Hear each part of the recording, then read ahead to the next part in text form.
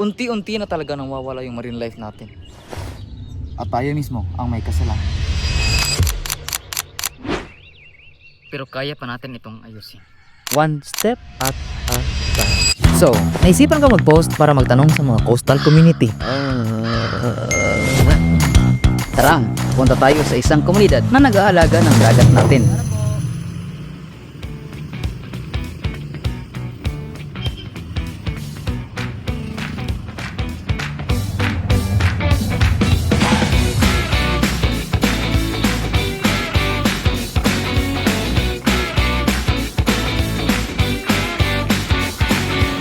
Dito tayo sa poblasyon Barangay Carmen.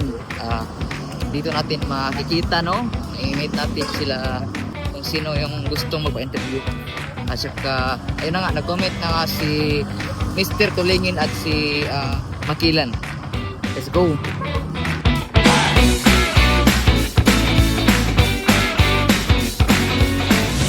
Ayan na nga, malapit na tayo sa kanilang boarding house. At ayan na, tao po. Tao po. Sino po sila? May hinahanap po ako. Kilala niyo ba si Makilan po? Makilan sa Katuling. Makilan, bakit po? Nice to meet you, sir. Nice to meet you, sir. So, ano pong kailangan natin? Di ba nag-comment kayo sa post? Oh, ako po 'yun. Bakit po?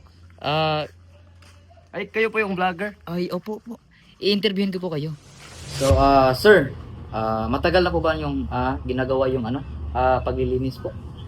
Opo, medyo matagal-tagal na rin. Mag 10 years na po. Nag-clean up drive kami every weekend. Kahit konti lang, pero feel namin may impact na. 10 years ko yung naglilinis. Opo, kahit konti lang kami, masaya naman dahil feel namin para kami magkapamilyang nagtutulungan. Sa amin sir, sa school namin, gumagawa kami ng campaign session, clean up drive, para malaman ng mga peers namin that every small thing counts for the better. So, ano kaya yung magandang may dudulot nito sa school and as a student? So as a student, ang magandang na idudulot nito para sa atin at para sa school natin ay malinis na paligid at malinis na hangin para maging healthy po tayo.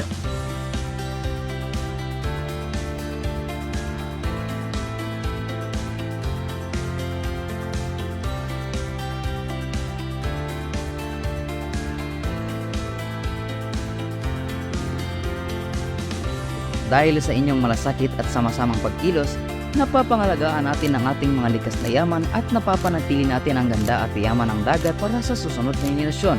Ang inyong suporta at dedikasyon ay malaking inspirasyon para sa lahat na patuloy na magtulungan para sa ating kalikasan. I think during these times, during the pandemic, COVID, is a perfect time to play a role in cleaning our environment worldwide. I think the Earth is suffering, so we play a minute role, but it takes its toll in cleaning up our environment, especially our ocean. Nakita nyo yun? Kung lahat tayo ay gagawa ng kahit konti man lang, imagine nyo yung future natin. Malinis na dagat, healthy marine life, at secure na dagat para sa lahat.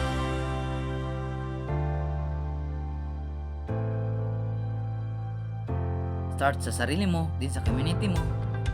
One action at a time.